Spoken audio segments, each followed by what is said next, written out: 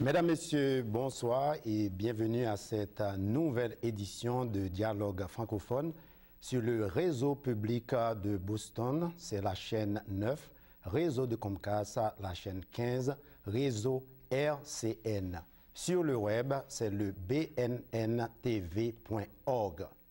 À cette nouvelle édition de Dialogue francophone, nous parlerons d'abord du jour de la Bastille, le vendredi 15 juillet prochain. C'est donc la 36e édition. Pour en parler aujourd'hui, nous avons invité M. Pierre Nowinski. Je ne sais pas si je prononce correctement le nom. Il est responsable des programmes culturels à l'Alliance française ici à Boston. Au cours de la deuxième partie de Dialogue francophone, nous parlerons de la fête nationale du Canada avec M. Aaron Hanable. Il est chef des affaires politiques au Consulat général du Canada en Nouvelle-Angleterre.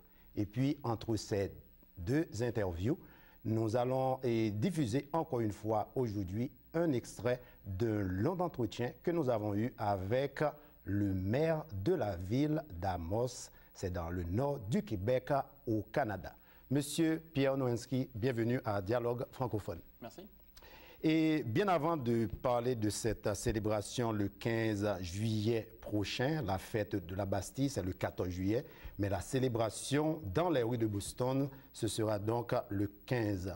Le 15, c'est historiquement, quand on parle de la Bastille, la prise de la Bastille, un bref rappel historique. Alors, la dimension historique de l'événement, elle est simple. Lors de la Révolution française en 1789, l'événement qui était le plus marquant de cette période fut le 14 juillet 1789, où le peuple français, en tout cas à Paris, prit d'assaut la Bastille, qui à Paris était le symbole du pouvoir royal. Et donc, de Louis XVI. Oui, absolument. Le symbole du pouvoir royal, et donc le peuple prenant la Bastille marquait son soulèvement contre la monarchie et l'attachement aux principes qui ensuite devint ceux de la République, liberté, égalité, fraternité. Et est-ce que brièvement, vous pouvez nous dire quelles ont été les raisons pour lesquelles le peuple s'était révolté contre la monarchie? Tout simplement les conditions dans lesquelles le peuple vivait à cette époque, l'oppression subie par le peuple et l'incroyable fossé qui existait entre le peuple d'un côté et le clergé et la monarchie de l'autre. Maintenant, venons-en au vendredi 15 juillet. Mais ce n'est pas chaque année qu'on organise cette célébration dans les rues de Boston. Pourquoi cette année, l'Alliance française a jugé nécessaire de revenir avec cette tradition à Boston? Alors en fait, c'est un événement le Bastille Day dans les rues de Boston, c'est un événement en fait dont la première édition, je crois, était dans la fin des années 70 à Boston. Et donc pendant 30 ans, l'événement a eu lieu. Parfois, il n'a pas eu lieu pour des raisons diverses. Et pour ce qui est des années récentes, il a eu lieu l'an dernier. Et l'an dernier, quand l'événement a eu lieu, c'était la première fois qu'il avait à nouveau eu lieu dans les rues, après 2 ou 3 ans sans célébration dans la rue. Donc c'est vraiment un retour à cette célébration dans la rue. Et donc la 36e édition, comme vous le rappeliez. Et puis cette année, qu'est-ce qui sera au menu? Alors au menu, comme un petit peu l'an dernier, donc nous aurons deux groupes. Un groupe qui vient de San Francisco, qui s'appelle Rupa and the April Fishes, et un autre groupe, Yoro Ndiaye, qui vient du Sénégal. Yoro est en fait considéré comme le fer de lance de la nouvelle vague de musique populaire sénégalaise. Et donc ce sera lui qui sera à l'affiche des concerts. Et nous aurons dans la rue des restaurants francophones, aussi bien des restaurants français que des restaurants sénégalais ou d'autres horizons ayant un lien avec le monde francophone, qui viendront vendre leurs produits dans la rue. Et donc ça aura lieu de 18h à 23h. Et vous êtes responsable des programmes culturels à l'Alliance française. Comment choisissez-vous, quels sont les critères pour choisir un groupe musical pour cette célébration? Alors, en fait, cette célébration pour nous, au French Cultural Center, évidemment, c'est la commémoration de la prise de la Bastille, mais c'est aussi, en tant qu'institution faisant la promotion de la culture française et des cultures francophones en Nouvelle-Angleterre, le but pour nous n'est pas seulement de célébrer la fête nationale française, mais aussi de célébrer la diversité culturelle au sein du monde francophone en général. C'est pour ça que nous avons cette année un groupe qui nous vient du Sénégal. L'an dernier, nous avions accueilli Tabou Combo, donc groupe haïtien. Dans les années précédentes, Amadou et Mariam, groupe du Mali. Donc il ne s'agit pas seulement, de recevoir des groupes franco-français, mais simplement des artistes qui représentent le monde francophone tel qu'il est aujourd'hui. Et pour ceux-là qui regardent l'émission sur le web, qui ne connaissent pas la ville de Boston, ou bien ceux-là qui nous regardent du côté sud ou bien ouest de l'État du Massachusetts, qui ne connaissent pas la ville de Boston, l'événement va se dérouler où ça exactement au centre-ville? L'événement va avoir lieu sur Marlborough Street, entre Berkeley Street et Clarendon Street, donc sur Marlborough Street, en plein cœur de Back Bay, donc une rue typique vraiment de Back Bay, avec donc, ces brownstones, ces maisons aux briques rouges, où nous situons, parce que c'est là que nous sommes, au numéro 53. Donc c'est là que, dans la rue, réellement, c'est là que se déroulera l'événement, avec la scène d'un côté, et tout le long de la rue, les restaurants et bars, pour les 2000 personnes qui viendront participer à l'événement. Et il n'y a pas longtemps, la communauté francophone a célébré la fête de la musique. C'était dans les rues de Cambridge à Harvard Square. Quelle différence y a-t-il entre la fête de la musique dans les rues et puis cette célébration, la prise de la Bastille? Alors, la différence, elle est vraiment, du point de vue de la dimension historique, la fête de la musique, c'est quelque chose qui existe depuis le milieu des années 80, je crois que c'était 85, la première édition, alors que Bastille Day, le 14 juillet, c'est quelque chose qui existe depuis bien plus longtemps, et la fête de la musique célèbre la musique en tant qu'art, en tant qu'élément de la culture, alors que Bastille Day, c'est la célébration de la francophonie et de des cultures francophones dans leur ensemble. Donc c'est plus général comme événement. Et pour organiser une telle activité, un tel événement dans les rues, qu'est-ce que cela demande en fait de planification, de coordination, non seulement avec toutes les institutions qui font partie de la francophonie ici à Boston, mais également les autorités de Boston en fait de sécurité, etc.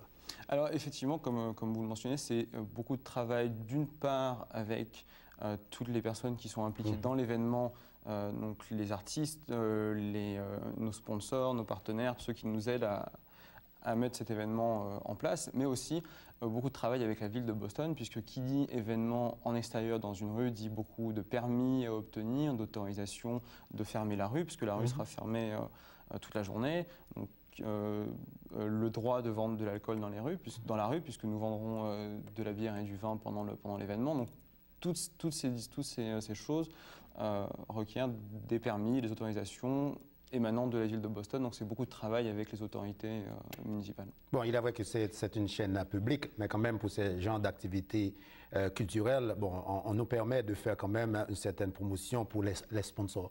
Et généralement, quelles sont les entreprises qui supportent ce genre d'événement? Alors, cette année, nos sponsors principaux sont Natixis. Nous avons aussi Art New England comme sponsor média, notre sponsor média principal. Et nous avons beaucoup d'autres sponsors, aussi bien des partenaires promotionnels qui nous aident à faire la promotion. Donc, entre autres, Consulat de France, du Canada, la délégation du Québec à Boston. Et d'autres entreprises telles que Morgan Stanley, Air France, donc des entreprises qui tout simplement participent à la réalisation de cet événement. Et pour terminer avec cet entretien aujourd'hui, est-ce que vous avez des messages, des conseils pour ceux-là qui vont faire le déplacement et le vendredi 15 juillet? Alors le premier conseil pour ceux qui feront le déplacement, déjà c'est évidemment d'acheter des billets. Ils sont disponibles en ligne www.worldmusic.org. Et l'autre conseil, c'est de prévoir en fonction du temps. C'est un événement qui se passe en extérieur. Et tout simplement de venir avec l'envie de célébrer la diversité culturelle du monde francophone. Merci, M. Pierre Nowinski, d'avoir participé à cette édition de Dialogue francophone. Donc, un rappel, c'est le vendredi 15 juillet, donc la fête de la Bastille dans les rues de Boston.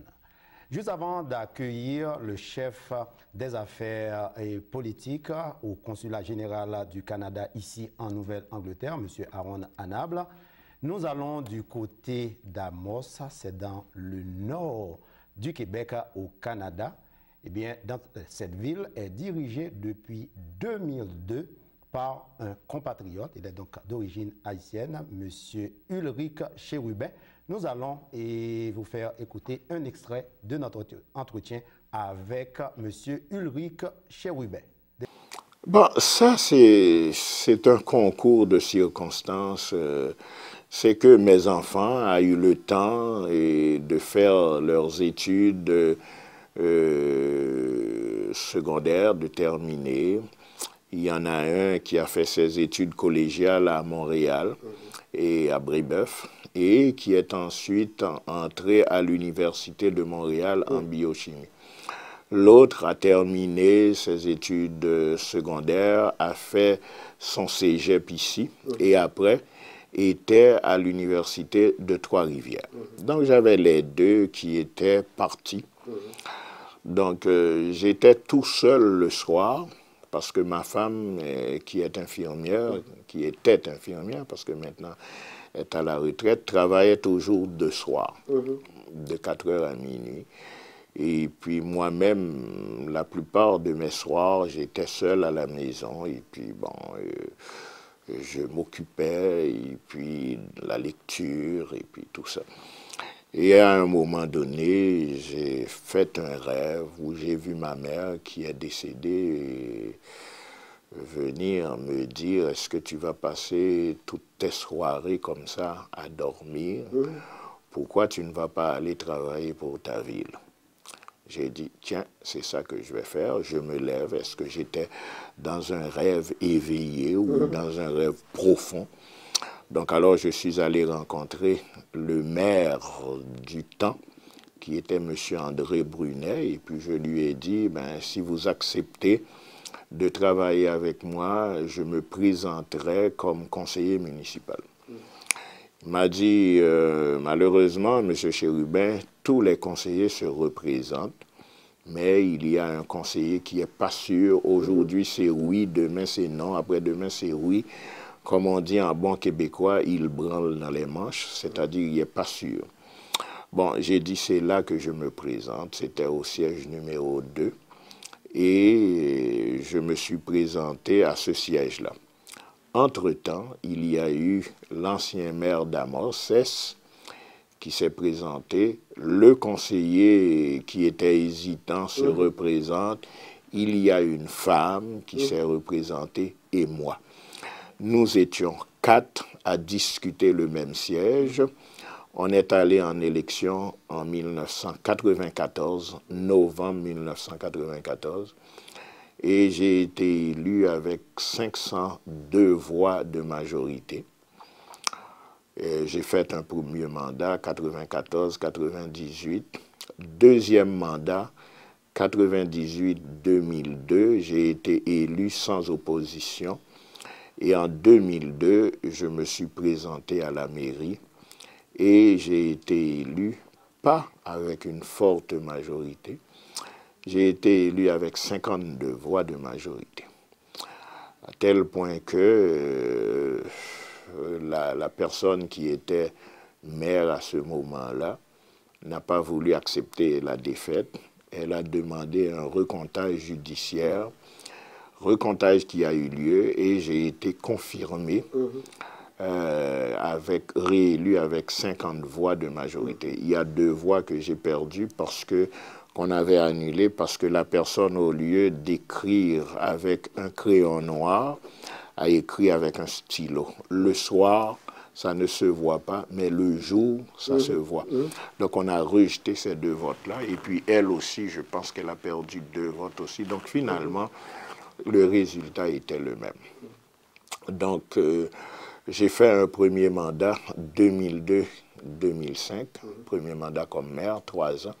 Et en 2005, novembre 2005, donc alors, je me suis représenté et j'avais 3 adversaires et j'ai été élu avec 84,31%. Donc alors, ça a été un résultat non équivoque, un résultat et un mandat clair, parce que les gens me font confiance et puis ils ont voulu que j'ai un mandat clair parce qu'ils se souviennent que le premier mandat, c'était pas fort. Dans le Massachusetts. Mais ici à Amos, c'est différent. Il n'y a pas une communauté haïtienne, il n'y a pas une autre famille, même une autre famille haïtienne. Vous savez, je suis vraiment fier de dire que je n'ai pas été élu par la communauté haïtienne, mais par la communauté amosoise. Une communauté blanche à 100%. Donc alors, moi et ma femme et moi et mon fils, nous sommes la seule famille à ce moment-là. Nous sommes la seule famille noire d'Amos. Et c'est tout un exploit. Et la seule famille noire d'Amos. Et j'ai été élu maire. Donc, vous comprenez que j'ai envers la population d'Amos une dette de reconnaissance. Et c'est pour ça, je dis souvent en boutade, mais c'est pour paraphraser un autre Jacmélien de grand renom, le professeur Jean-Claude, qui disait qu'il ne connaît que 2 villes au monde, Jacmel et Paris. La première berceau de sa naissance et la deuxième berceau de son intellectualité. Quand je paraphrase le professeur Jean-Claude, j'ai dit, moi, je connais 2 villes au monde, Jacmel, berceau de mon enfance, et Amos, berceau de ma réalisation d'homme.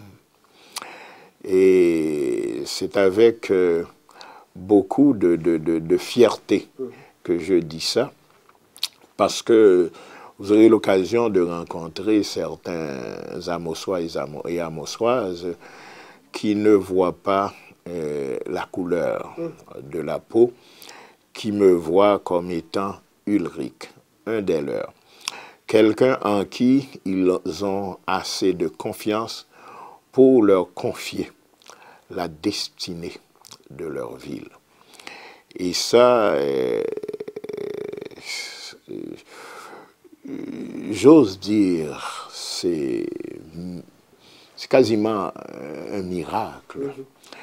Et c'est vraiment formidable. C'est quand même exceptionnel. Exceptionnel. Comme j'ai dit en posant la question. Et dans d'autres communautés, c'est, par exemple en Floride ou bien dans le Massachusetts, c'est ou bien la communauté haïtienne, ou bien ce qu'on appelle les minorités qui vous supportent parce que vous êtes noirs. Mais ici, vous êtes la seule famille haïtienne, la seule famille noire. Ouais. Et c'est pour ça que je dis très souvent, en boutade, mais il y a un fond de vérité là-dedans, que Amos traite bien ces minorités. Et pour être honnête avec vous, il n'y a pas qu'à Amos qu'on a élu un maire noir. À Mont-Laurier aussi. On a élu, il y a un autre maire noir. On a élu un maire noir. À peu près 2 heures, ouais, heures de temps d'Amos. Disons plus 3 heures que 2. Et à Mont-Laurier, d'ailleurs, vous avez traversé la ville de Mont-Laurier. Le maire, c'est un Haïtien, Michel Adrien, et qui a eu le même parcours que moi. Le maire de Mont-Laurier est également haïtien? Oui, le maire de Mont-Laurier, c'est un Haïtien, Michel Adrien, qui est de Jacmel aussi.